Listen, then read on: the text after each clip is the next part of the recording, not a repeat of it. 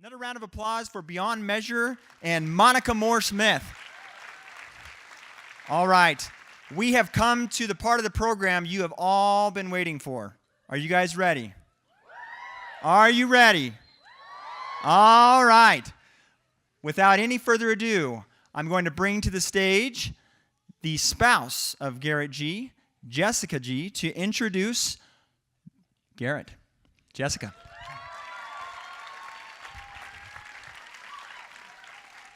Hi, I'm Jessica. This is so weird being up here. This is like accounting and American Heritage classroom, so this is so weird. We were debating who would introduce my husband and trying to find someone that would. And then Garrett just got back from the Philippines at 7 a.m. this morning. And I saw this video of him speaking in Manila 30 hours ago. And I just wanted to show you a little bit of it. And it's pretty funny because I don't want you to have the same reaction as the Filipinos.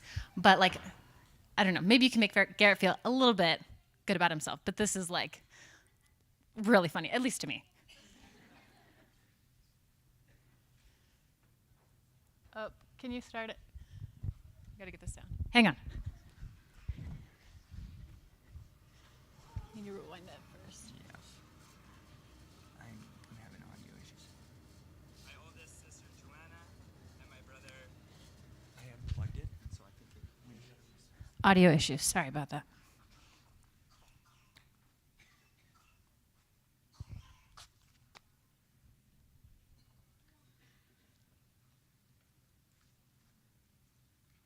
Has anybody here been to the Philippines? Okay. Garrett just got back. Is anybody here Filipino? A few. Okay. So Garrett's half Filipino. His mom is from Manila, hence the name of our little boy, Manila. And he just spent the last 18 days there making a television show, which maybe he'll tell you a little bit more about. But that's what he was doing. And let's see if we can get some audio. Yeah, this is fine. So this is Garrett introducing himself and his family, and then you'll see what happens when he introduces his own family. Brennan. So we were born in Utah, the state of Utah in the USA, but my mother, she was born here in the Philippines. My dad is Danish, and so we are half Filipino. And before this, I had never had the chance to explore the Philippines, but I knew it was somewhere inside of me. I knew it was part of me. And so finally, I came here. I've been here for 18 days, exploring the Philippines, getting to know you wonderful people, and discovering what is it inside of me that has been longing to come here to the Philippines. And the reason why I was here was a very special project. It was actually kind of a secret project that I finally get to tell you about today at the end of my presentation. So next slide, please. Before I came here, I played soccer at my university. And next slide. And at my university, that's where I met my wonderful wife.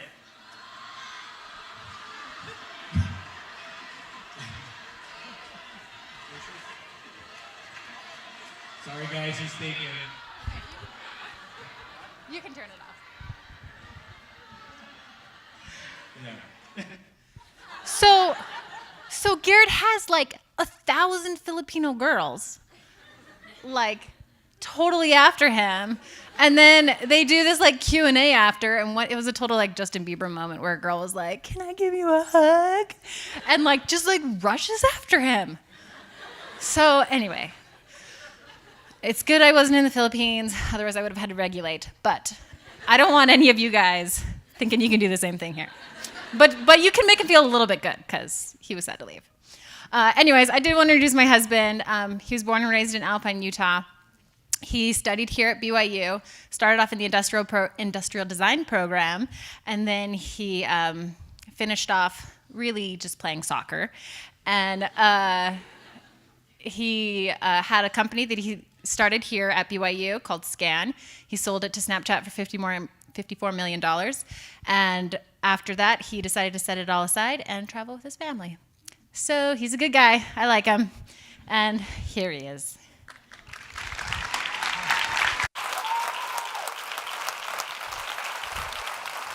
I think you can take that one or give it to him.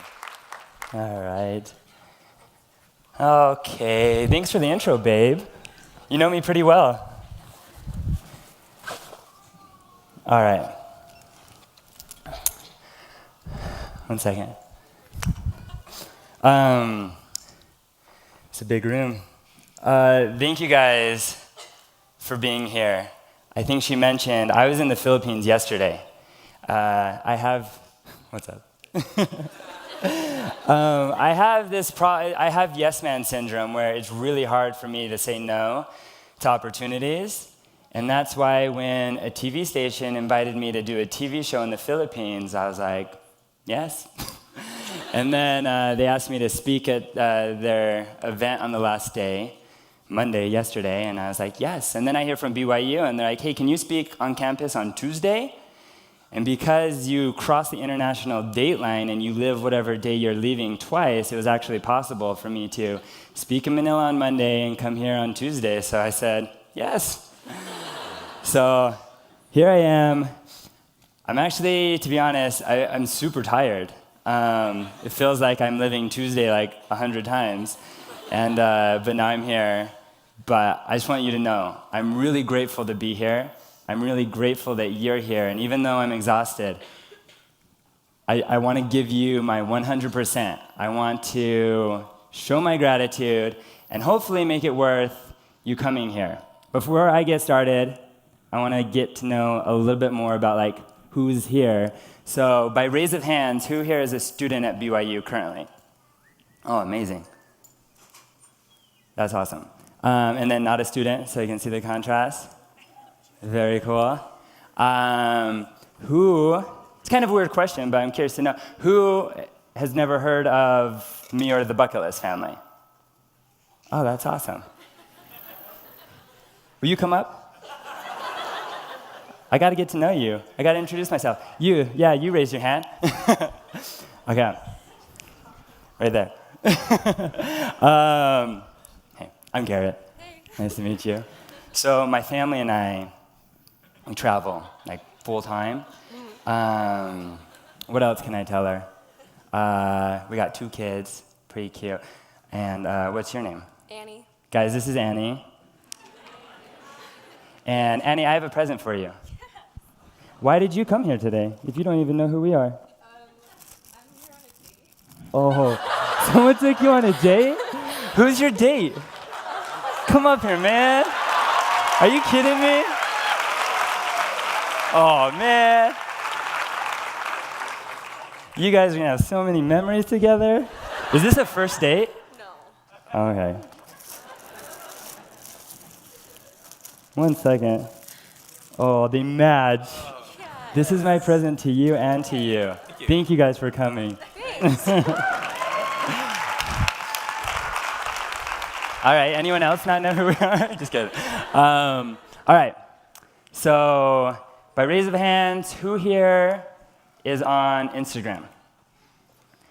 Who here is on Snapchat? And YouTube? It's cool to see the difference from and Facebook. Yeah, it was interesting in the Philippines, like everyone on Facebook. Very few people were on Instagram in the crowd over there. Pretty neat contrast. So, all right, my mind's racing. I'm so tired. All right, so we brought more presents for you. So I'm going to just kind of hand those out first. I want to just know who here thinks they're the youngest person in this audience. One. Will you come up? Both of you? Will you 2 come up? Oh, yeah, for sure, you come up. There's a baby?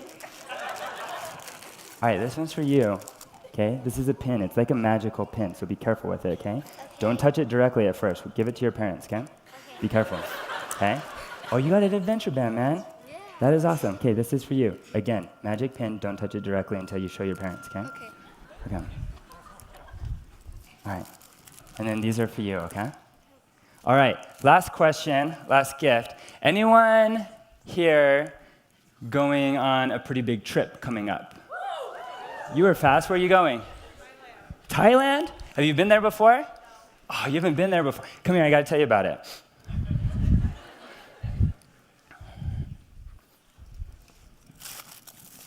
Oh, the last one. Okay, have you been to Thailand? No. It's beautiful. Above the water, under the water is beautiful. So you're going to want to take this GoPro, okay? You're going to love it there. It's going to be so much fun. Yeah. Don't tell my wife I hugged you. Just kidding. Okay. All right. What? From Thailand? No. What? That was awesome. Okay.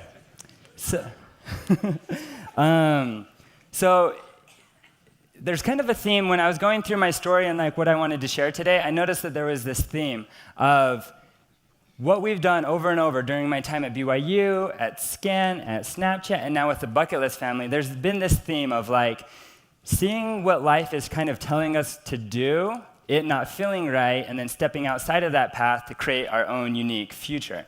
And so I kind of go through each of those sets, but when I was putting this together, I decided I was just going to throw up random photos and images from my journal, because I think most of all, one of the messages I want to share with you is I think you'll see like, all right, this Garrett guy, like kind of smart but not that smart, or kind of talented but not that talented, like maybe a little bit special but not that special. And I want you to see like a lot of these flaws, because hopefully it'll show you what I've done in the entrepreneurial world or in the business world, like most anyone is capable of, or what we've done with our traveling and our documentation and becoming travel journalists, like most anyone could do that. And so when I put together pictures, these are just raw images from our journal, starting with, hey.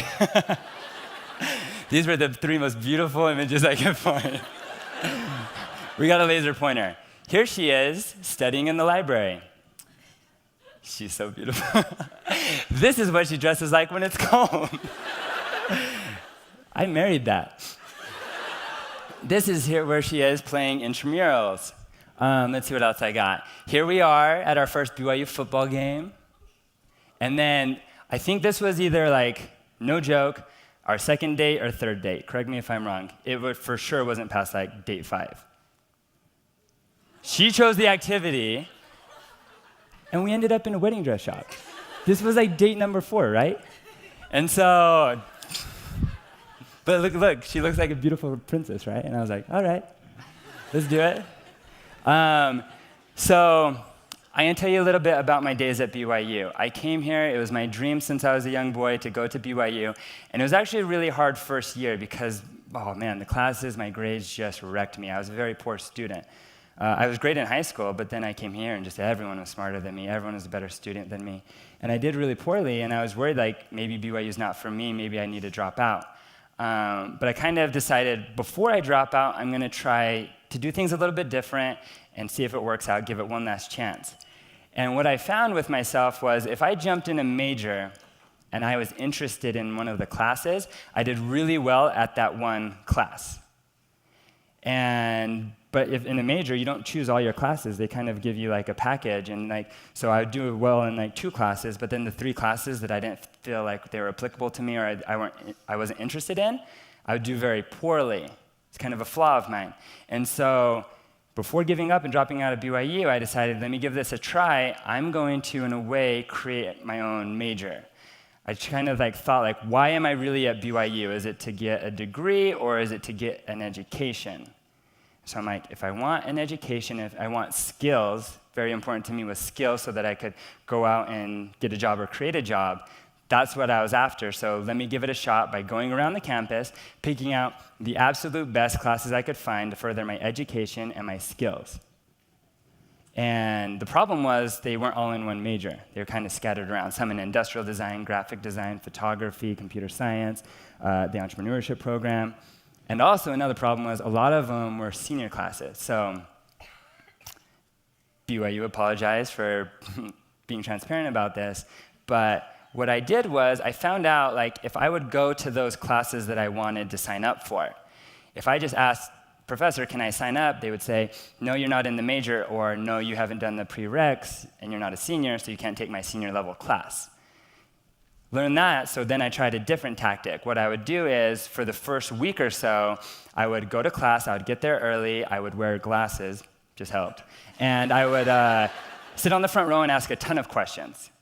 And I'd be really interested, and after I would thank the professor and tell him what I learned, and then on week 2, I'd be like, hey, guess what? I'm actually not in your class, but I really love what you're teaching, and I really want to learn it. It's really hard for a professor who has 90% of his class not listening to say no to that. I know that because not once did a professor say no to me. Every single time they said yes. And so my schooling totally, completely changed, where now 100% of my classes were classes that I was interested in, that I was gaining education from, and very valuable skills that I could then move onward. And so once I started to develop these skills and I wanted to marry this beautiful young lady, I started my first business. I had taught myself, or learned in these valuable classes, Photoshop and some computer programming or web programming. And that enabled me to create websites for other people. And at first I just created one for myself, and then I got my confidence and skill set up, and I started building them for other people. And then when I got my confidence up, I was like, you know what, I should start charging money for this. Had never had a job before, but I wanted to try it out. And so I remember the first person I asked, can I build your website? How much are you going to charge? And I told them $12 an hour. And I remember they looked at me, they kind of looked down on me when I said $12 an hour. I did their website, they loved it, referred me to a friend, and their friend asked, how much do you charge? And so I tried, I charged $16 an hour. And I remember they, word for word said, oh, so you're not very good. And I was like, you just referred my work, you liked my work, but I told you my price tag, and then you, decided how good I am. And then the next person, the same thing. I think I told them I charged $20 an hour, and they said, oh, so you're just a student still learning? And so I started to play with this as an experiment. And so the next time somebody asked me, I was like, I charge $100 an hour. And they're like, oh, so you're pretty good. And I'm like, yeah, because I charge $100 an hour. And the cool thing was, the more important thing was, I was doing a good job. And I was working my hardest, and I was creating really good websites, and so my business was growing. More and more people wanted to work with me. And then it got to the point where I was too busy. But if you remember, I have yes man syndrome. So even if I had too much work, if someone's like, I want to hire you, yes, I would just say yes. And so I figured out a plan. I can't say no, so I'm just going to say yes, but I have a plan. I'm just going to charge so much so that they'll say no to me. So the next person comes and says, how much would you charge? And I was like, look, I'm booked up, I'm really busy, I know so many other designers that'll probably even do a better job than I will. You should go hire them. If you want to work with me, I charge $300 an hour. And they're like, well, shoot, you must be the best. And we really want to work with the best. We'll work with you. It's like, shoot, $300 an hour. Yes. And so it got to the point where I was doing really good, and I kind of came to another turn point where life was coming at me and saying, this is your path, you're making good money, you can support your family, stay working as a freelancer, as a web designer, stay on that path. But it just didn't feel right. And so even though I was comfortable, I decided to step out of that comfort into the scary part, face my fears, and try something new. I decided for the first time, I'm going to stop building things for other people. I'm going to try to build my own thing. Oh, this ended up in there. This was the first time I did the $300 meeting. I was on a Skype call, and I was going to charge $300, so I had to look professional, at least from here up. Sorry, we'll get past that. Okay, this was one of my favorite moments in life. No joke, I started getting teary-eyed and choked up when I was going through my journal, and I came to this image. Because this app right here, Scan, that's my baby. That was the first time I just stopped building things for other people, and I decided to build something for myself. So for the iPhone, I built, with two buddies of mine here at BYU, a simple barcode scanner called Scan. It was supposed to just be a side project, but I remember it was really hard for me because I'd never built an app before, never designed an app before. I was trying to get some people to team up with me that were smarter than me so they could help me finish it.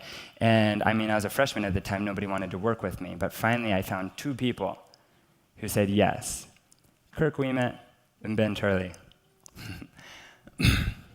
And they believed in me, and that meant the world to me, and so I gave them my all. And we built this app called Scan. And this was the first time I saw it. Look how old Instagram looks. I saw it for the first time and was just so thrilled that something I had built was out in the real world. Anyone around the world can download it. I was so excited. I went to a party that night. I stood on the table. I told everyone in the party to download my app. It wasn't the biggest party, but I got 12 people to download my app. Okay? But the next day, I go to Ben and Kirk, and I was like, guys, I got 12 people to download our app. You're welcome. And they're like, you got to check the analytics, man. Our first night, we got 2,000 people. That was a lot bigger party than mine. But then the night after that, we got 5,000 people downloading our app. And the night after that, we got 10,000. Very quickly, I learned, geez, the power of the internet. It doesn't matter if you're in small town Provo, Utah, or like I was telling them yesterday, if you're in Manila in the Philippines, it's the World Wide Web, www. Anyone in the entire world can see your work, and if you do a good job, they can download it. And so I remember the day when we started getting 73,000 downloads a day. And I remember that because that's about how many seconds are in a day. And I thought it was so cool that no matter what I was doing, I was getting a download, a download, a download, a download. And that was incredible, life-changing experience. I remember 3 months after that when we passed 1 million downloads. And that is when life sped up. I don't know if they keep radar or trackers on this, but the moment we passed 1 million downloads, we started hearing from Facebook and Google and investors all over the world. This was my first time we met with Google. And oh my gosh, that meeting was a mess because I was just saying yes to whatever they said, and I don't even remember what they were saying. And but it turned out, I remember we were meeting with different investors, and then there was this special moment. And that was when I think one of the investors could sense that I was young, inexperienced, and borderline foolish, because he almost treated it like a movie. This doesn't happen, if you were to go out and speak with investors, I wouldn't count on this happening because I think it's quite rare, but this is how it happened. I go in the boardroom, there's a long wooden table, and this big investor man comes and sits down, and he has a manila envelope. And he's like, Garrett, you remind me of a good friend of mine. Do you know Jack Dorsey, founder of Twitter? And I was like, yeah. He's like my hero. And he's like, you remind me of when he was a young boy. And I was just like, oh my gosh, I love that. And he slides over the manila envelope. I open it up, and there's charts and numbers and all this technical stuff. Luckily, Kirk, my co-founder, was with me. He's so much smarter than me. And I was like, what does this mean? And his eyes get super big, and he's like, basically, we're millionaires. And I was just trying to hide my smile. Oh my gosh. And that's when we signed our first term sheet with investors for $1.7 million to start our business. I remember going back home to Jessica and telling her that our lives had changed. I remember this fun day where we found this old abandoned down warehouse, and our friends helped us sweep out the cobwebs. Me and my buddy Javon refinished the wood floors together, and we went from that shabby place and turned it into this. And it was just in South Provo, and it's when we started living like a business. But once again, life came at me, and it was hey, you're a businessman now. That's how you should live your life. You should be a businessman. You should basically sleep at the office. Your business needs to be successful. It should be the most important thing in your life. That's kind of what the world was telling me. It didn't feel right, but it was kind of comfortable to listen to the world. But again, kind of life lesson, I learned life has been better to me when I step outside of that path and try to have some courage and do things differently. And so when I looked at how I was living my life while I was building this company, I had my priorities. Most important to me was my health, my spiritual health, physical health, mental health. Also important were my relationships, my family, my friends, of course, my wife, and then my work. So work was at the bottom of the totem pole, but if you looked how I was spending my time, it was almost completely backwards. And I think most of the world is that way. If you work a 9-to-5 job, that is most of your time. There's no way your health or your relationships can beat that if you're working a 9-to-5 job. That if you were to prioritize or look at your priorities based on where you spend your time, I think for a lot of us it can be unbalanced. And so that's when I did the same thing. I stepped out of the path and decided I need to switch things up. And it was a weird thing because what we ended up doing was, even though our business seemed like it was like up and up, getting bigger and bigger and more successful, we switched things up completely. I stopped sleeping at the office and working all day, every day at the office, and I actually returned back to BYU after having dropped out, and I went back on the soccer team. I started working out at the gym again. I started spending more time with my wife and kids, and literally we would go to the office one day a month. Not exaggerating. It was called the first Monday of the month was in-office day. Other than that, it wasn't. It was like, go live your lives. And the crazy thing was, even though our investors were like, oh my gosh, this business is for sure going to crash and burn, that's when it took off like never before. Because we didn't feel like robots building this. I feel like it was because we were like real humans living real life, building a real product. And that set us apart from all the competition, and we started doing well. And this was the day we sold it, as my wife mentioned. And I don't know, to be honest, I wish this was I wish this was a moment that everybody could experience at least once in their life. Not necessarily the money part, but the part where there's something you're working towards with all of your soul. Like, that is what you're striving towards. It's what you think about in the morning. It's what keeps you up at night, and then you achieve it. I wish everyone could have that moment, and that's what it felt like when I sold my business. We moved to LA. Oh, I put this picture up there. I put this picture up here. This is Ben Turley and Kirk. These are the two guys who believed in me. And I don't know, when I look at this picture, I see two things. I remember every single guy who turned me down when I wanted to work with them. But most of all, I remember these two guys. I remember that they said yes. And it's one of the most proud things in my entire life is the fact that their life changed forever because they took a chance on me. So the three of us, the entire company, we moved to LA, and we joined the new company. And man, once again, reoccurring theme in my life. Life was coming at me, and it was like, you did it, you sold your company, you're at a new job. I was getting paid $180,000 salary, plus everything from the acquisition, like more money than I had ever seen or imagined. But it didn't feel right. It felt like the world was telling me, stay here, climb up the corporate ladder, try to be like VP for life in this company. That's where you're going to be comfortable. But it didn't feel right, and I remember the terrible, terrible day when my wife and I were trying to decide, like, I don't know, like, this might sound foolish, but I'm just going to be transparent with you. Like, this is how my priorities work, this is how my mind works, and this was the decision I was trying to make, was here I am at a great company with great people, making $180,000 a year, plus ownership. Is it foolish to stay there when I feel like the right thing for me and my family is to walk away? Or is it foolish and even ungrateful to walk away from that kind of salary? Like, that is life-changing money. My brother, who's a high school teacher, I'll tell you, like, I called him and I was like, what do you think I should do? And I told him, like, these are the numbers, this is my salary, and he's like, let me think about it. He called me back 2 hours later, and he's like, he and his wife had been talking for 2 hours, and they didn't even talk about the decision. They were just trying to imagine, like, oh my gosh, what would life be like if that was our salary? Because he was a high school teacher, and like his life was very different because of that. And so I was like, I think you're right, like, so I should stay. And he's like, no, even though that is life-changing, even though that's life-changing money, nothing's worth like what you're feeling inside, and if you feel like something else is better for your family. So the day came when I decided I would quit. I was stressing so bad. I got a bloody nose. And I just felt like I was dying inside until my wife from home, who knew what I was going through, sent me a picture. And it was like, you got this, babe. Be brave, you can do it.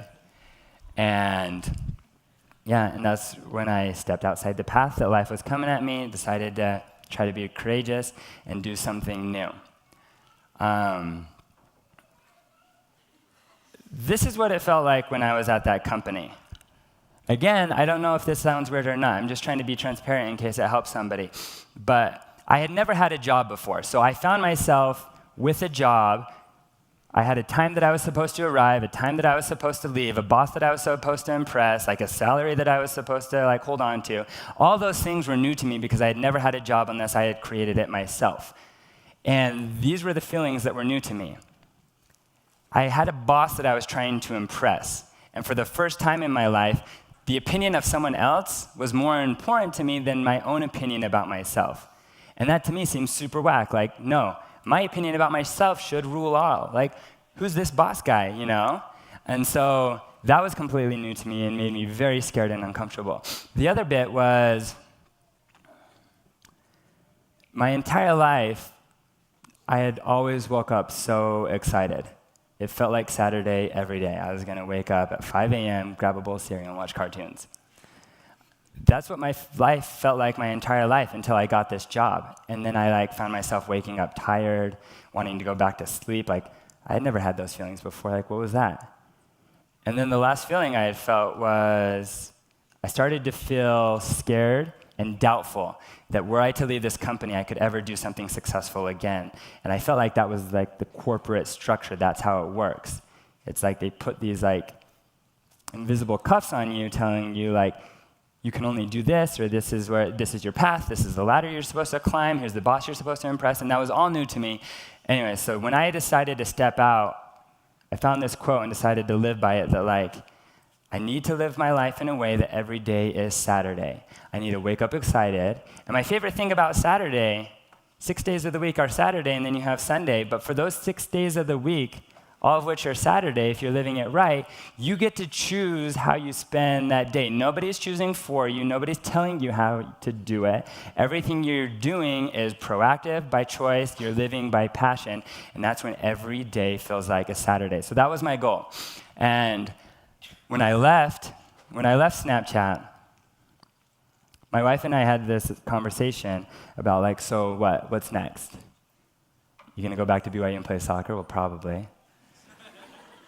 But what are you gonna do after that? And so we had this really cool thought process and conversation. And most of it came back to these priorities. Well, how do you want to spend your time? When I was at Scan, most of my time was behind a computer. And if I went to a conference, I was talking to techies. And there were just a few things that I'm you know what? I want to choose a career that gives me my dream life. Makes me feel like every day is a Saturday. What's a career where I can spend more time with my wife and children? What's a career that I can spend my time doing my passions, like travel and photography and working on my health? And what does that life look like? What does that career look like? And honestly, from existing careers, I couldn't really pinpoint it. So we made one up, and we called it Adventure Travel Journalist. And all four of us, me, Jessica, Dorothy, and Manila, all four of us were going to be adventure travel journalists. And we came up with this idea, which was kind of a joke at first, but we started to act on it, and slowly it became real. It was let's create this bucket list. What countries would you want to go to? Dorothy, where would you want to go to? Disneyland, that's not a country. What country do you want to go to? And we compiled this list, and then we're well, should we spend this new money from selling the company? No, we can't go down that path. The money came into our lives quickly. What if it left quickly? Let's be smart about this. And we just started coming up with this plan to sell everything. I found this picture in my journal where I took all my clothes, and we sold all of our clothes. We sold all of our furniture. We sold our car. And then we were just renting an apartment, so we left that behind. And from selling everything, that's when we got $45,000, roughly. And my wife, she budgeted out, I think it was at least 4, but most likely about 6 months of travel. And so in my mind, okay, this is my new venture. This is my new career. This is my life now. So I have $45,000 to figure out how to turn this from a vacation, which I didn't want it to be, into a new lifestyle where we can have these adventures together, learn together, and serve the world together. And so we created an Instagram account, we created a YouTube channel, called it the Bucket List Family, and just started traveling. we had the mindset early on that, like, look, there's a good chance no one will ever watch these videos, no one will ever look at these pictures. So let's just have the mindset, make it a win-win situation. We'll create these videos in a way that we enjoy watching them, and there are like treasures, there are keepsakes. So if nobody ever watches them, that's okay. It's worth the time, it's worth the memories. And then on the plus side, if somebody watches them, maybe we can turn this into something that pays for itself, that fuels itself, or maybe even someday becomes profitable. And that brought us to where we are now. And so if I were to sum it up, I would say this is what I've tried to do throughout my life, is I've tried to always ask myself, like, what's the real question here? When I was at school at BYU, the real question was, why am I going to school?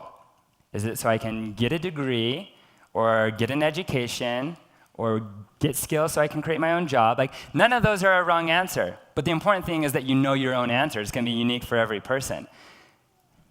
The other thing is, like, why do you work? Like, do you love your work? Do you not love your work? Do you go through, like, a terrible job that you don't enjoy so that you can enjoy your Saturday? Or do you go to work so that you can travel? Because that was kind of my situation was, if I want to travel as a family, can I find a job that I can make money and then pay for a vacation, or can I make the traveling my job? So again, like, none of these are the correct answers. They're just really good questions that can help you in life. And then the last thing, the very, very last thing I wanted to share, and this for me has basically been my secret recipe to my life. I don't know if it'll help other people, but for me, this has changed my life. None of this works because I think a lot of people from the outside can look at me and how I live my life and label it as, like, rebellious or disrespectful.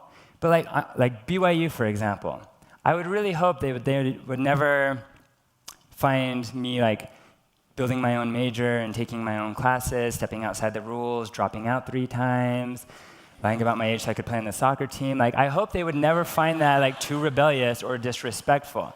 I love BYU, and I'm so grateful for everything BYU has done for my life. So for me, the important thing is I'm, like, questioning life, questioning everyone. I think the important thing for me has been, as long as my intentions are pure, it's okay to do things that way. It's okay to question the norm, as long as your intentions are pure. And the second thing for me has been hard work. Because if you're an entrepreneur because you hate working for a boss and you just hate working and you don't want to, like, work hard, I mean, it sounds like a bad reason. But if you're wanting to be an entrepreneur because you're wanting to work even harder and you're wanting to put your real passion behind it, you know what I'm saying? So a lot of this, it's the same thing with our travels. Like, you know, Instagram, beautiful pictures, looks like vacation. But then when you, like, pull back and you see the hard work behind it, none of how we live our lives would work without the hard work. And then the last thing that I think is most important of all is it only works if you're being true to yourself and true to your passion. There's a weird thing that I've done with our YouTube channel where the second I decided we wanted to build a YouTube, I stopped watching YouTube. Because there's so many incredible people out there, so many inspiring channels, and I didn't want to copy them. And it's not like I would copy them on purpose, but as soon as you watch one, you're like, oh, that's how you do a vlog, or oh, that's how you do, like, an intro. And I didn't want any of that to like, contaminate my creativity. And so I stopped watching to make sure everything we were doing was our way, our styles, true to ourselves. And so that would be my hope, that from all this, if there was one takeaway, you would see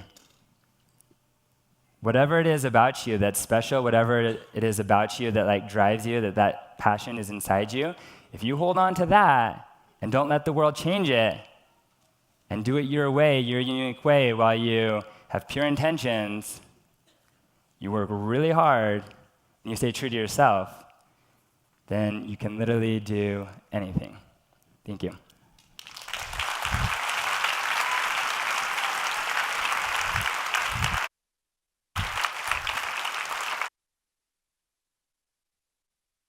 So now we're going to bring out the Crazies. So we're going to do a little bit of Q&A, and then we'll wrap up, and hopefully if you guys stick around, we can meet some of you. What's up? You guys ready? Okay. Dorothy, do you have a microphone? You got to get a microphone so they can hear your tiny voice. We'll get one for you, okay? Which seat do you want to sit in? Go choose one. Water. So stoked. Does that work? It will in here in a second. Okay. All right. Get your questions ready, and you can direct them at the wee ones. Anyone have a first question? Yeah, little guy. Yes. What's up, man? What's your favorite country? Such a good question. What's your favorite country? I don't know. Okay, think about it. I'm going to ask you in a second, so get an answer. I'm going to ask you in like 23 seconds, okay? China? Good one. That's awesome. All right. Okay, Manila, will you give this to Dorothy? Give it to Dorothy. Okay, Dorothy, what is your favorite country? Kyoto? What country is Kyoto in? Japan? Why do you like it? Because it has chopsticks. Chopsticks. Okay, give it to Manila. Let him answer. Manila, what's your favorite country? Buddy, what's your favorite country? You tell them. Say it loud. Hotel. The hotel? On the way over here is the airport. His favorite country was the airport. Another question? Yeah. Your kids are wonderful. Jeez. Will you teach us? How many places have you swam in? Like the pool? No, everywhere. Everywhere, like the ocean too? How many different countries? Yeah. Dorothy, what's the biggest number you know? 7. Okay. 48. Okay, this is a great question. Kids are rocking it. What are all your guys' favorite colors? Question is, what are all of our favorite colors? Dorothy, favorite color? Pink and purple. Jess, what's your favorite color? Yellow. Say yellow. Yellow. Ask Manila. What's your favorite color? Blue. Blue. You like blue, huh, buddy? All right, yeah. Good question. Jess, what are your thoughts on that? I had major anxiety and concerns about it in the beginning. And I... Oh, the question was, do you have anxiety about putting your children's faces all over the internet and kind of out there to the world? And I do, and I still do. And, you know, there's a lot of bad stuff that people do and can do with pictures of your kids and stuff. But I learned that the benefits, like, for us, they outweigh, you know, the bad things that people can do. I mean, I feel like especially having our kids out there and has done some good. We've gotten some really incredible messages of people saying they learned how to swim because they watched Dorothy swim, or they, you know, they've learned just the things that they've learned from our family, and then obviously we've benefited greatly from, you know, putting ourselves out there. Sometimes, you know, we can't control what other people do, and so we try to put as much good out there as we possibly can. Go ahead and raise your hands and keep them Thank you raised for so the we can bring question. mics around. I got one for Dorothy. Yeah, what is it? Dorothy. Dorothy. Hi. Dorothy. Dorothy. Dorothy, what's your favorite princess? Ariel. Dorothy, ask her hers. Ask her. What's yours? Elsa. Well, if that's not the cutest. Wow. Next question. Goodness. Okay. Uminyava pros. Okay, so I'm wondering, hi, how are you, Jess? Okay, so I'm wondering if you guys were to stop traveling, well, not stop traveling, but Why would you full-time. even talk like that? Just kidding. I know, Go ahead. right? If you were to stop full-time from all the places that you've been, where would you stop and live? I would live in New Zealand in a heartbeat, if Garrett would let me. There's an argument right now, or a debate. Currently, a potential plan is maybe Oregon, maybe go to Hawaii for a year, and then go to New Zealand. those are kind of the conversations so far. Not sure. Good question. You have one? Mm-hmm. So you guys are called the bucket list family, but what are some things that you would never put on your bucket list? Eating gross stuff? Just kidding. What would you be on yours? Never on the bucket list. Good question. Yeah, neither of us are ever going to run a marathon. Ain't nobody got knees for that. Is there another question? Hey, Garrett. Uh-huh. Garrett and Jessica, what's the youngest age you will take traveling with a kid? So if you were to barely start, what's the youngest age that you will take? Thank you. I mean, every mom has their own opinion, but I would probably start at 4 to 6 weeks. They're just And honestly, at 4 to 6 weeks, it's easier than like a year. The hardest part is when Manila was when we left. When he move and wants to run around, but he can't communicate yet. And with that, I mean, it obviously depends on where I go, but, you know, having a little 6-week-old in a carrier strapped to me walking around like London or Europe, like I'd feel confident doing that. What's his favorite? That's just me. We've got one back here. What he wants to do. How much longer are you planning to do the bucket list family travels? It's a good question as well. I mean, I think full-time will for sure go about another year. Yeah. And now kind of our next steps are trying to figure out how we can have some consistency for the children, get Dorothy in school and gymnastics, and just get her in some social activities, but still, you know, be able to travel and see the world as much as possible. So if anybody can shed some light on how to get the best of both worlds and pull a Miley Cyrus. Double lives? Double lives. Can we do that? Do you plan on doing traditional schooling with your kids, or how do you plan on maintaining this true-to-yourself lifestyle with your kids' education in mind? Neither of us are against, like, we've looked at homeschooling and private schooling and charter schools, and we're not against any of those. But honestly, Jessica and I were both raised in very traditional, like, families and both went to public school, and we both loved it. Not necessarily for the education, but, like, the social, the clubs, the sports teams, athletics, like, all of that stuff that comes at its best, at least where we came from, in public schooling. And so, I mean, as of now, that's the plan, and that's kind of what we want for our children. That's obviously very difficult when you travel as much as we do. And so, as you can tell, so much of this we haven't figured out. We don't know the answers, and we're trying to, like, figure that out along our travels. So in Hawaii, I got called to serve in my mission there. Ayo. And so after, my family's planning a trip. And so what's like the number one thing that you would do in Hawaii if you had like one thing that you could do? My favorite thing that we've ever done in Hawaii is if you go to the west shore of Oahu and you wake up early enough to where the dolphins are still sleeping but come through. And if you snorkel out there, you can swim with hundreds of dolphins in the wild. It's incredible. Congrats on your mission call. Or, I don't know, can I go? For people who are newly starting to travel, what's your greatest advice with scheduling flights and hotels and that whole process? I mean, it kind of depends if you're just wanting to one-off trips and stuff.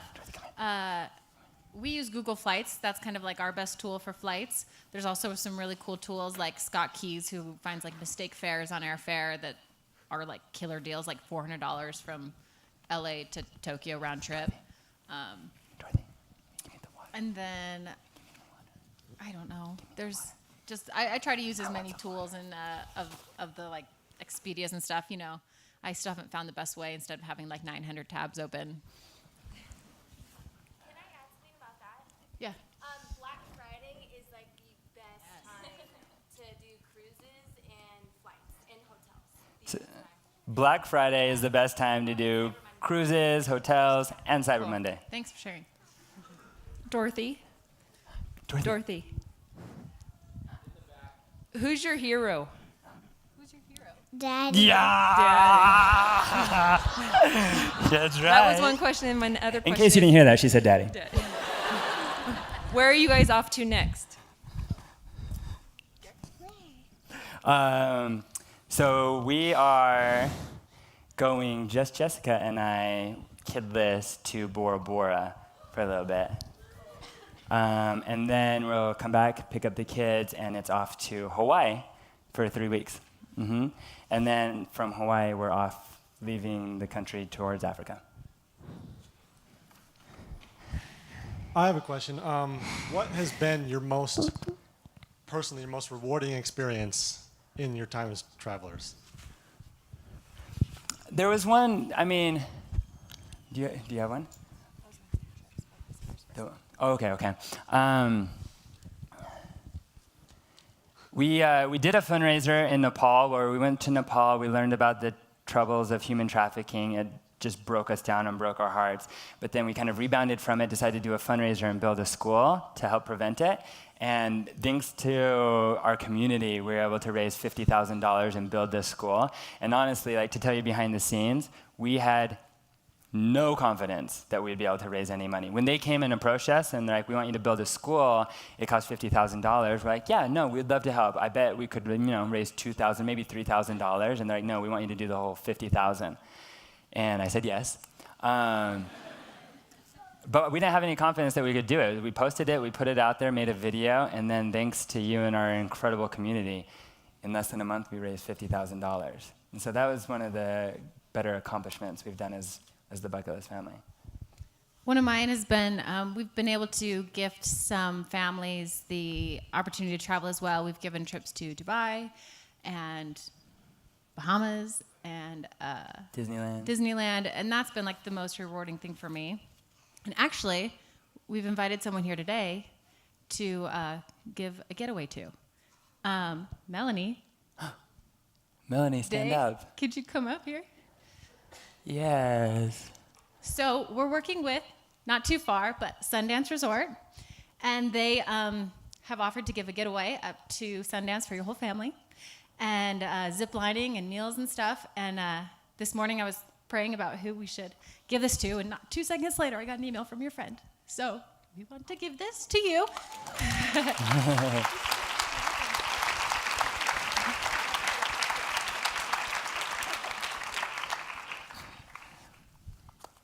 Next question. I have a question. Is there anywhere where you guys don't want to go to visit, to travel to? I don't feel like we can answer that. They'll come after us. There is, yes. To answer your question, yes, there is. Next question? Good I'll answer. ask the next question. Sorry about that. My husband and I, we love to travel with our 4 kids as well, and we really want to travel for an extended period of time.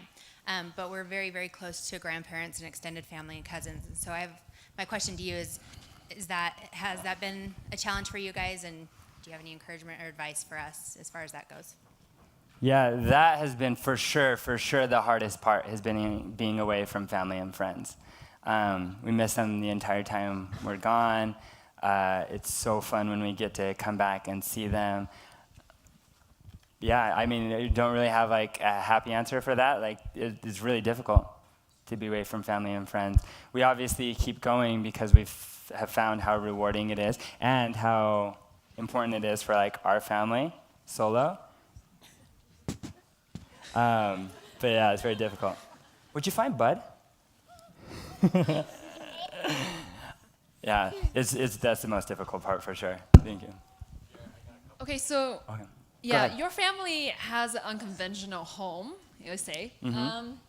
How would you define family for you? What does family, or sorry, how do you define home for you? What does home mean to you? So one day we were in Miami, back when we were kind of traveling around the Caribbean, and our flight had gotten canceled, and we couldn't get it back. We couldn't get into a hotel, and I think Manila accidentally punched Dorothy, and her nose was bleeding, and we just had screaming kids. And Garrett and I looked at each other, and we were like, let's go home. And then I started crying because I was like, we don't have a home. But that's when I kind of looked around at our mess and just realized this is wherever we are is home. So it doesn't matter whether it's Cottonwood Heights, Utah right now, or, England Bora Bora. or Bora Bora or wherever we are. So it's just kind of wherever we are. You want to do it? Okay. We have a question for Dorothy. Mm-hmm. Could I be Dorothy's friend? Come here real fast. Come here. Dorothy, a new friend. Give her a high five. You give her a hug too? Dorothy, ask her name. Katie Lowry. Such a good friend name. Thank you, Katie. Keep in touch. Okay, Right here? Okay, we got one up here front that's been waiting. What do Dorothy and Manila want to be when they grow up? Did you hear the question? Manila, what do you want to be when you grow up?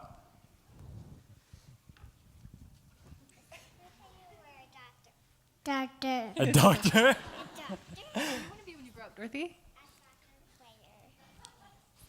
Soccer player. She's a daddy's girl, obviously. Yeah. This question. Great question. For Garrett, entrepreneurship wise, what would you say to the person that many times along the way you were kind of stuck and you were ready to take that next step but didn't take it? What would you say to that person that's ready to do that and want to jump in? Really good question. I mean, this is how it was for me, where, like, I don't know, every time you do something scary, like, it sucks every time, it's terrible every time, and it's difficult every time. But if you, like, and the hardest times are the first times. But if you do it once and it turns out well, you learn, like, all right, like, that was terrible, but it was worth it, and then you do it a second time.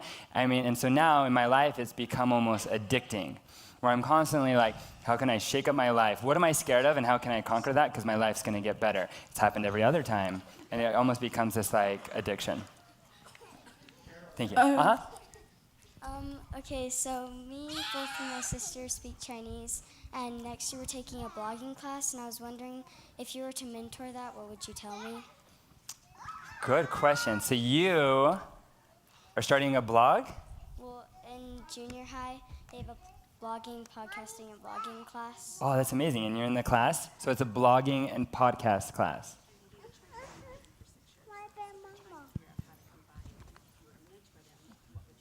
Wow. So that sounds really unique. You're learning Chinese, studying how to create podcasts and blogs.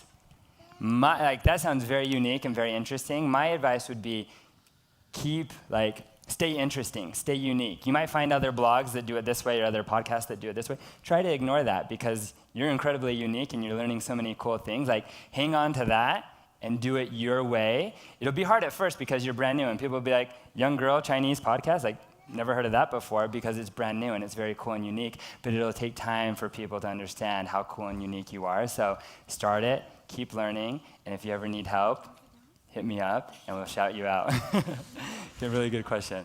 What is your best advice for jet lag and getting over it? Oh, right now. Going through this right now. No, our kids have done really well. I think we have a pretty simple recipe is whenever you land, whatever time of day, don't nap. Wherever you landed, don't nap. Just fall asleep at a good hour, like sometime after 8 p.m. You're going to be so tired. It's going to be hard not to nap. But if you push it till 8 p.m., you'll then be so tired that you sleep through the night, and then you wake up, reset, and on the new time zone. In the back. Garrett, this is, I'm an entrepreneur, and when you talked about trying to start Scan and finding somebody to work with you, that's where I'm at with my business. And how did you go about finding the people that could supplement where you needed help with your skill set? And then what was it, what did you do what did you do to try to, maintain the goal that you had and the image of how you wanted it to turn out? Dude, such a good question. That's a hard stage, right? This is how it went for me is, some people will say, I have an idea, this is what I want to create, but I got to keep it a secret. I want to get Zuckerberg, right? You got to put that fear aside. The truth is, anyone could get Zuckerberg. If you can't build something better than everyone else, maybe you shouldn't build it. Find something you're passionate about. That means you're gonna build it the best, and therefore you are impossible to get Zuckerberg. So this was my approach, I was telling everyone on campus. It was probably annoying. Everyone on campus knew who I was and what I was building and who I was looking for.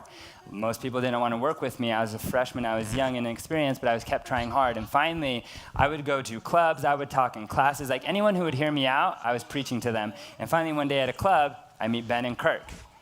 I got in front of the class and was like, this is what I'm trying to build. Anyone want to work with me?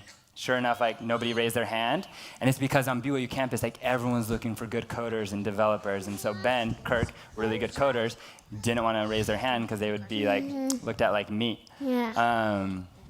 So it was only after the club, after I had like poured my heart out, that Ben and Kirk came up to me, and no joke, it was like, "Hey, I really like your presentation." "Oh, thanks. What do you do?" Ben got real shy and was like, "I'm a coder."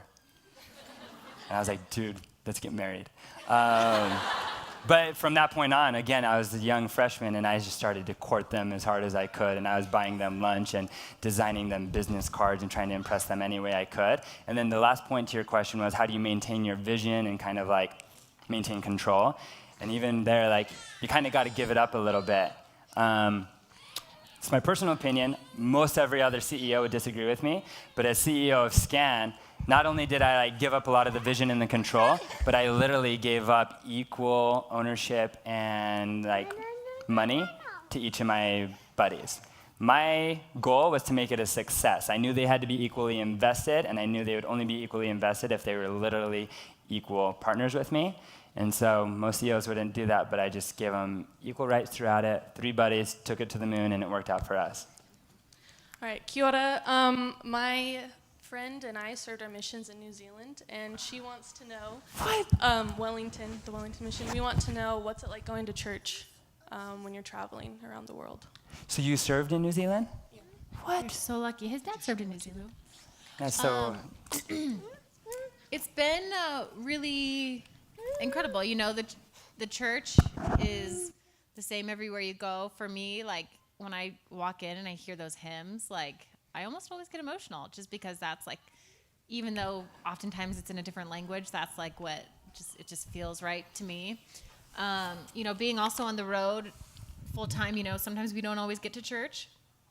And for me, as far as like my testimony is concerned, it's been up to me to continue to let my testimony grow. Like if I don't want to get stagnant, I have to study, I have to pray, and no one else is going to teach my kids right now, you know. So that's been a responsibility of mine and Garrett's, is to teach our kids as much as possible, because they don't have Sunday school teachers, or if they do, it's in Korean.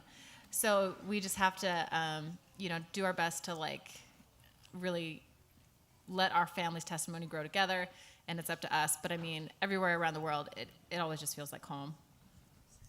Kind of as a follow-up to that question, when you have, right here, when you are about to take that next step into something that's kind of scary in a next business, whether it's next business or if you're traveling somewhere new, how do you have enough faith to be able to take that step even though it's scary?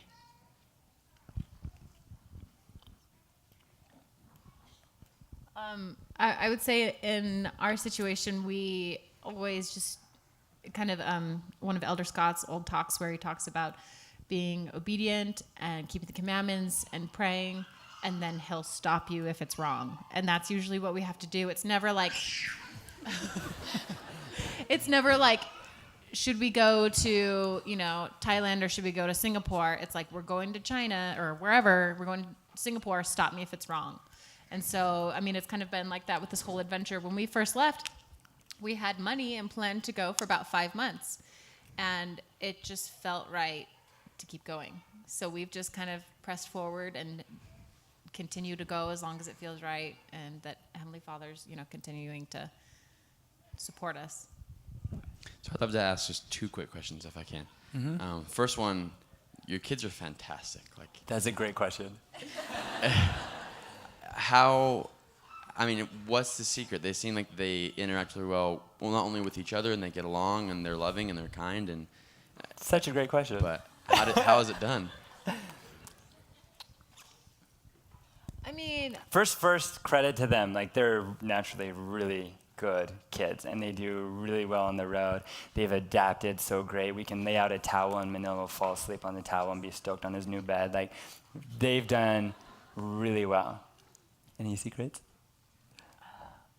I mean, I would say like we have high expectations for them, you know, and taking them out into the world, you know, and taking them to restaurants, and they know how to act in a restaurant. They know how to act on an airplane because that's just what we do. So, you know, sometimes parents will ask me like, how do I, you know, travel with my kids? I'm so nervous. But, you you know, it's hard when you're taking your kid completely out of their comfort zone, something that they're totally used to. And like Garrett said, like, we don't let them get comfortable anywhere. And so they've kind of learned to be resilient and try new things. And they've learned to be brave. And they've, just because we kind of force them to keep getting out of their comfort zone. Okay, cool. Second question, really, really fast. A little more business-based. So I'm looking to go into the health field, which, from what I can tell, I know absolutely nothing about business and entrepreneurship. It seems like you have quite a lot of freedom in business and entrepreneurship. The medical field is a little more structured. You're underneath big corporations. You're probably always going to have a boss, even if you're an MD. What recommendations would you give someone going into the health field where they want to have that same sense of freeness and, you know, all the things that you talked about, Garrett, in your presentation? That's a really, really good question. Because there's like the benefits. When I was working at Snapchat, my wife like really enjoyed having me turn off at 5 p.m. Because when you're an entrepreneur, you never turn off. Like, you're always like working and thinking about it. She really enjoyed seeing me like turn off at 5 p.m. And then I was just, you know, watching The Bachelor with her. Just kidding. But seriously, I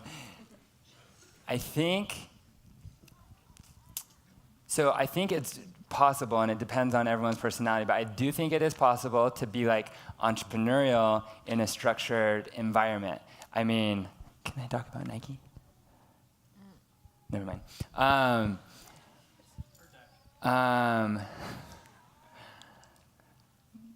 So what I would say is, because whether it's like you want to be in the health field, so you're going to create your own business like in that environment, or because when I was at Snapchat and I was supposed to be working 9 to 5, it still was like, okay, how do I like twist this system and work this system to get as much freedom as possible? And I made sure, are my intentions pure? Am I going to work hard? Like, am I going to get my work done? Am I doing this to be lazy, or am I doing this to have more freedom and spend time with my kids? You know, there's like those differences.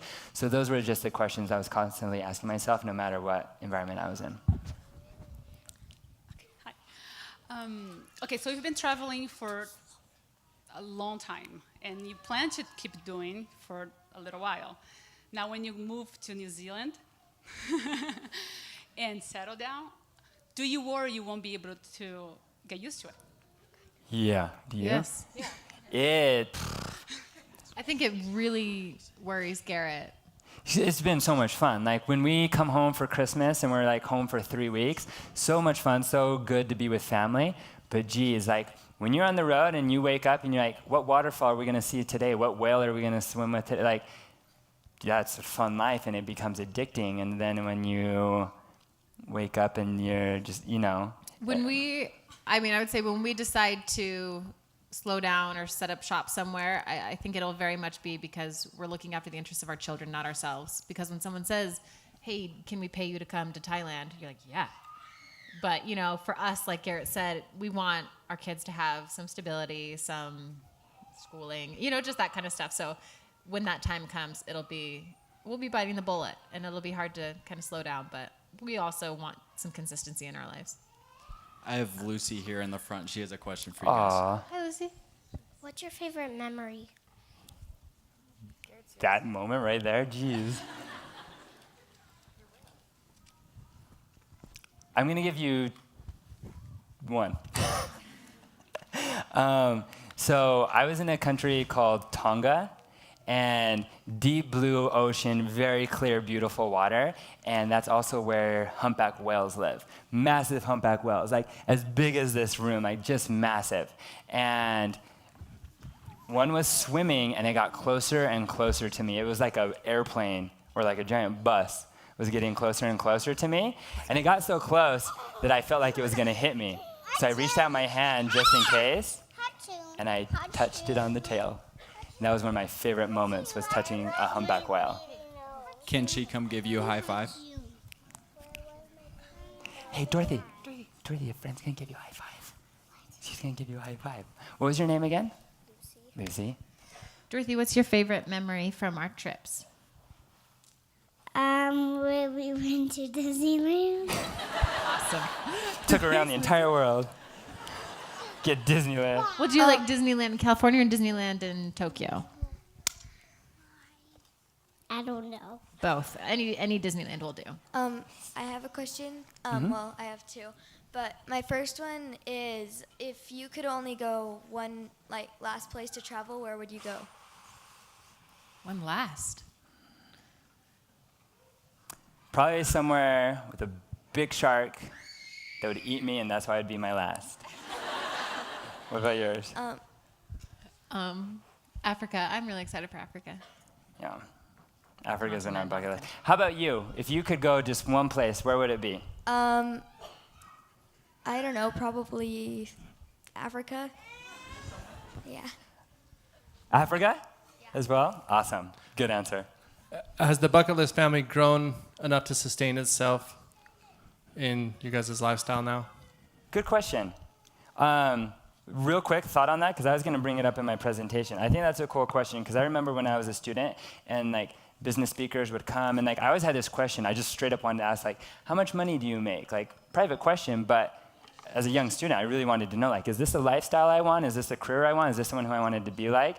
What is it like? Anyways, I think it's a good answer to be transparent with it, is when we started, we were just burning through our $45,000. Traveling is really expensive. And about 4 months left, maybe 6 months, is when it was almost gone. And that's when we had 8,000. When did Dara Devi say yes? 12,000?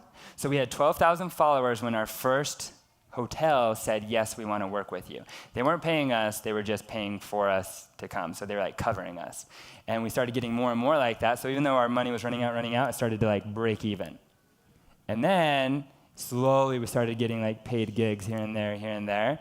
And then it just went up and up from there. Whereas now we'll probably get 3 to 5 emails a day from companies, resorts, airlines, whoever, asking if they can pay us to sponsor or rep their company or visit their country. And so it was maybe 5 months ago that it became profitable and started being profitable to travel as a family. When you guys are doing stuff together, I'm right here, sorry, as a couple in different places, who watches your kids? Do you kind of fill it out? So you can tell I'm a mom. So a lot of times we have stayed at pretty nice resorts or hotels, and so we'll often use their staff, who's pretty well vetted. Other times we've used friends, and then there's been a few times that we've had nannies come, or a babysitter. Or an Abby Keenan. So I'm really curious. I'm right here, by the way. Uh-huh. You guys are awesome. I'm a big fan. P.S. I'm curious of how, I know you said that now you have companies that start to reach out to you to come and cover travel and things like that, but I'm just curious, in the beginning stages of moving toward making that profitable, how did you, I know asking is always important, but what are strategies maybe that you use in order to reach out yourselves and kind of build yourselves to get to that point? So I would, if I knew we were going to a place, so like Garrett said, it was probably about when we were going to Thailand, and I just hit up 20 or 30 hotels and said the same kind of thing to everybody, hey, we're traveling around the world. We're adventure travel journalists. We made up our own title. And, we have this Instagram, we have this YouTube, we have this blog.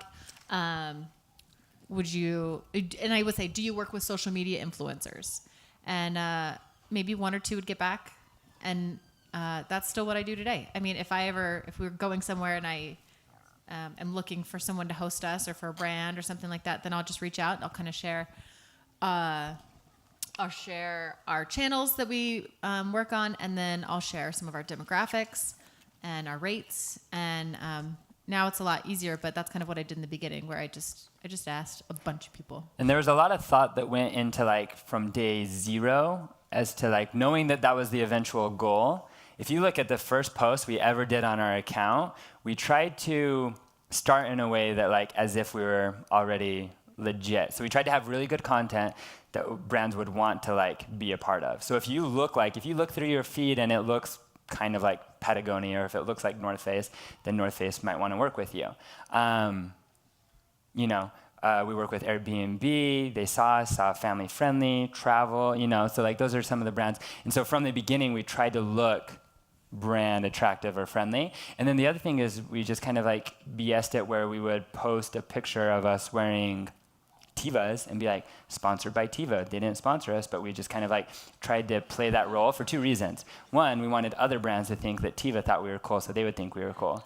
And then the other thing was we didn't want our followers to tell us and be like, oh man, you guys got big and then you sold out. We want to be like, no, we were selling out from day one. So yeah, from the very beginning, it was like cute picture, kind of brandy, kind of spammy, cute picture. And so we tried to do that from the very beginning. All right. If you have a microphone in your hand, these will be the final questions. I'm sorry, we have to close it down here pretty quick, but all right. So with all the hours you put in and all the hard work you put in with the bucket list family and keeping it running, because your work life and your family life are so interrelated, how do you keep the balance? That's definitely a good question. You know, when Garrett started SCAN, we moved to San Francisco, and my background is also in web and tech and advertising and PR, and so I just naturally was able to start helping him. And after a little while, he started to treat me like an employee and micromanage me. And so I just pieced out. I was like, we can't do this. This is ruining our marriage. And then this has just evolved, into this family business. We had never really intended to work together like this, I guess. But our skills very well, we complement each other very well. And I think it helps that I'm not your boss, you're not my boss. It's it's just like a tag team effort, and if one of us stops, then we stop, which is fine, and there have been a few times where we've had to check ourselves and be like, are we done? If our relationship is ever in stress, then we'll really have to kind of check ourselves and take a step back and put that first. How did you guys meet, and was it love at first sight? This is, to me, this is Stareshna G. We met on our missions in Russia.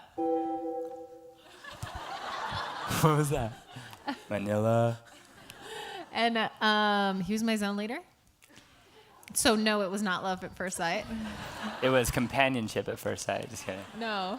Garrett tries to play it off like it was a scandalous thing, but it wasn't not. Scandalous. All it was No, we it met was. on the mission. Dorothy was born. We came home from the mission.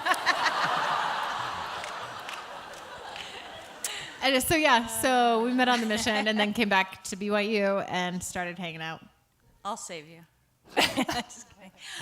I want to thank you very much for just doing what you do, because it's really inspiring, at least for my family. And I wanted to ask Garrett on Groundhog Day here, Tuesday, again and again and again. When you finally went to the Philippines, how did it feel for you to connect with that part of yourself? It was cool. A lot of people had always wondered why I had never been to the Philippines, because I'm half Filipino, should have been at the top of their list. And the truth was, it was. But even when Jessica would ask me, why don't we go to the Philippines? I'd be like, that's going to be one of the most special places I ever visit. We can't just go there like we've gone any other place. We need to do it right. We need to make it special. And so we had kind of put it off, waiting for a special moment to happen. And that's when I was invited to be on this TV show. And it was actually, it was announced yesterday or today in the Philippines, that it's a TV show called Discovering Roots. And it follows me and my older sister as we went back to the Philippines to travel around for our first time. And it was 18 days?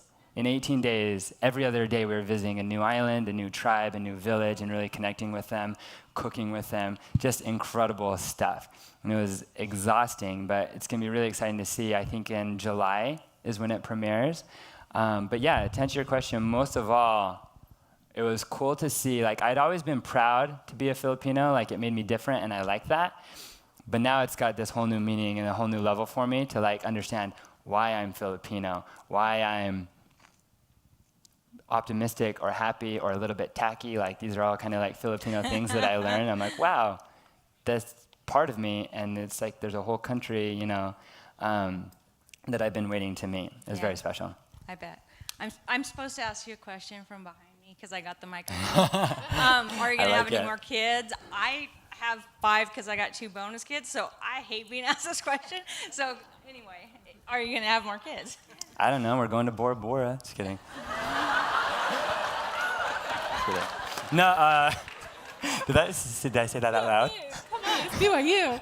Sorry. Yes, we want more kids. So we're planning the next little while around non-Zika territories. Okay, I think. Okay, I think I have the last mic. So I want to end with 2 questions. One is you say you do ads and sponsorships to help sustain your life and this journey, but how do you do it so that you still stay authentic and for us viewers not being annoyed by it seems like everything they do is just an ad or a sponsorship, if that makes sense? Yeah. Totally.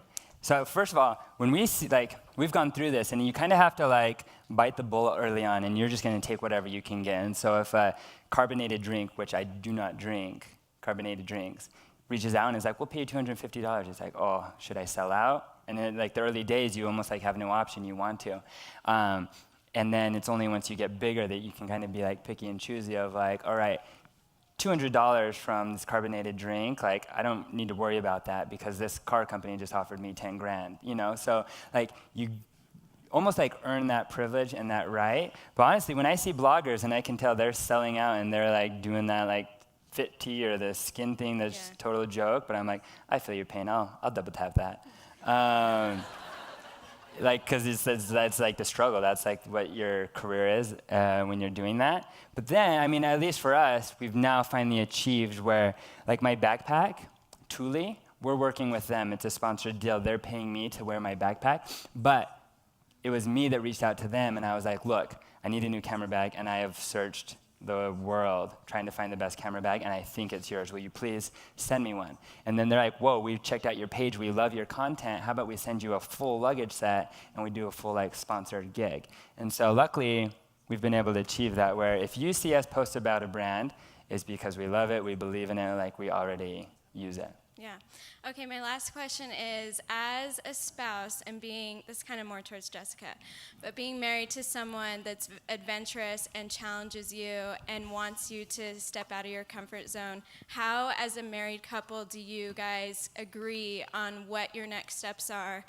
Because this is kind of our life too, with me and my spouse, where he wants to travel and do all these things, and I'm more oh, maybe I should stay home and have a family. And how do you mix that, idea of doing those things together and not having it a conflict? He sounds like a stud. No, that's totally our marriage. Garrett is 100% shoot for the stars, outside of your comfort zone, anything non-conventional, and I'm the queen of comfort and my comfort zone. And he's pushed me a bunch, to be honest. If you would have told me 10 years ago that I'd be doing this today, I wouldn't believe you for a second. This is so not me. And I'm quite proud of myself for doing this. And I'm grateful that he's pushed me outside of my comfort zone, because I'm so surprised and proud that I'm doing this, and I feel like I'm doing a good job, and that I'm actually enjoying it. I like living out of a suitcase. I like having few things.